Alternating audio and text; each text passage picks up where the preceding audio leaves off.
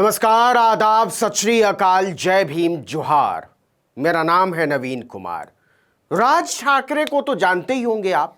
एक जमाने में बाल ठाकरे के उत्तराधिकारी माने जाते थे।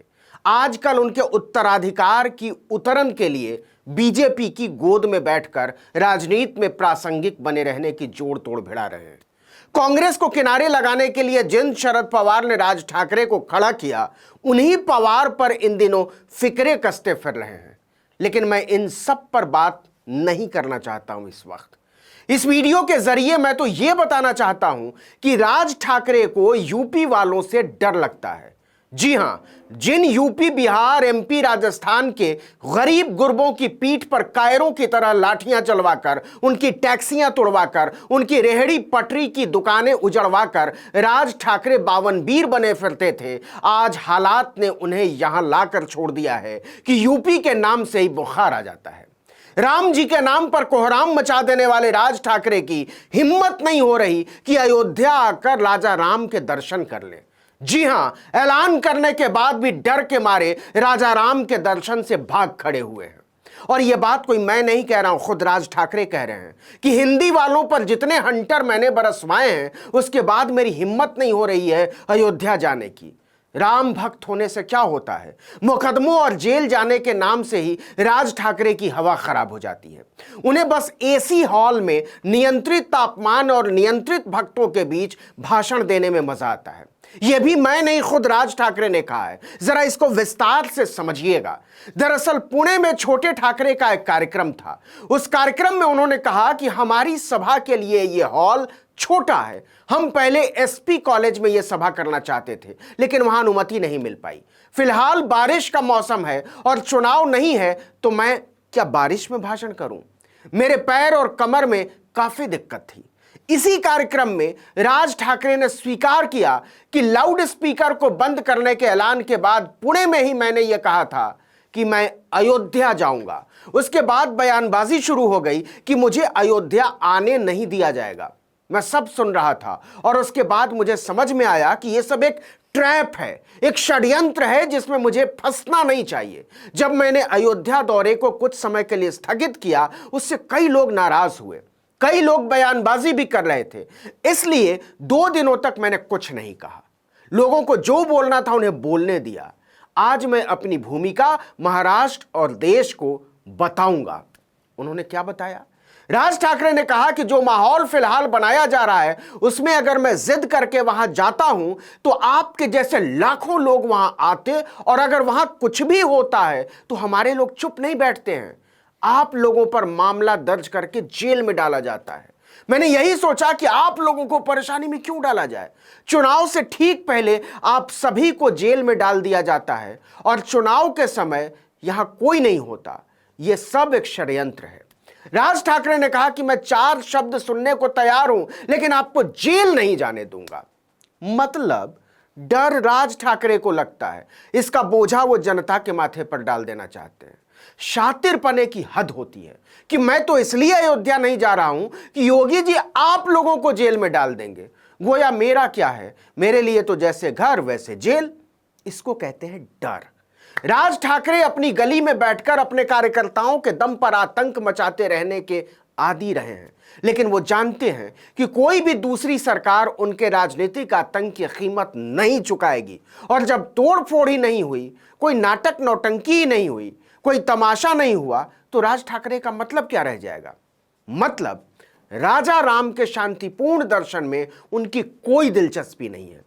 इसलिए गीदड़ भभकी सही वो कहते हैं कि अगर मैं अयोध्या गया और कुछ होता है तो हमारे लोग चुप नहीं बैठेंगे। मतलब मार काट, हंगामा, बदतमीजी की आदत जाएगी नहीं।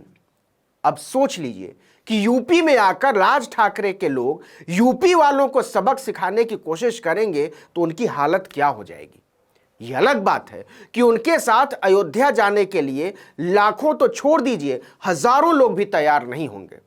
कहने का मतलब यह है कि राम के नाम पर राजनीति में जो भी हो रहा है उसे जरा समझने की कोशिश कीजिए।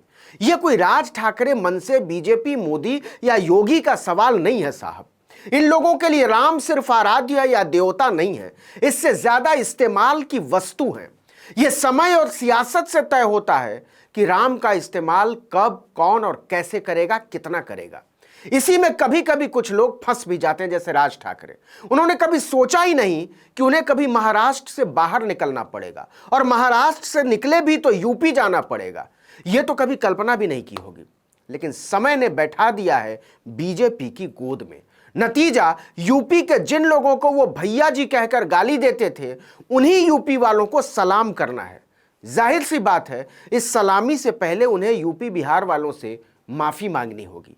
बीजेपी ने समझा दिया है कि राम की राजनीति पर हमारा कॉपीराइट है, ज्यादा उड़ने की कोशिश मत कीजिए। ये हम तय करेंगे कि यूपी में आपको कब जाना है, कैसे जाना है, वहां क्या करना है, कैसे रहना है और क्या बोलना है। इतने सारे वादे करने से अच्छा राज ठाकरे ने यह समझा कि अयोध्या जाना ही कैंसिल कर दो। अब कमाल देखिए, जिस आदमी की हिम्मत अयोध्या जाने की नहीं हो रही है, वो कहता है कि उद्धव ठाकरे का घर मातोश्री कोई मस्जिद है क्या, वहां हनुमान चालीसा क्यों नहीं पढ़ी जा सकती। तो पहले तो राज ठाकरे को अपने घर को दूध बेलपत्र चढ़ाने के लिए खोल देना चाहिए। उनके तो घर का नाम ही शिव तीर्थ है, तो जिसका नाम ही शिव तीर्थ है उस पर तो श्रद्धालुओं का ही हक बनता है ना। लेकिन क्या राज ठाकरे इसकी कल्पना भी कर सकते हैं? उन्होंने तो अपने घर पर बंदूकची बैठा रखे हैं, जहां परिंदा भी बिना इजाजत के पर नहीं मार सकता।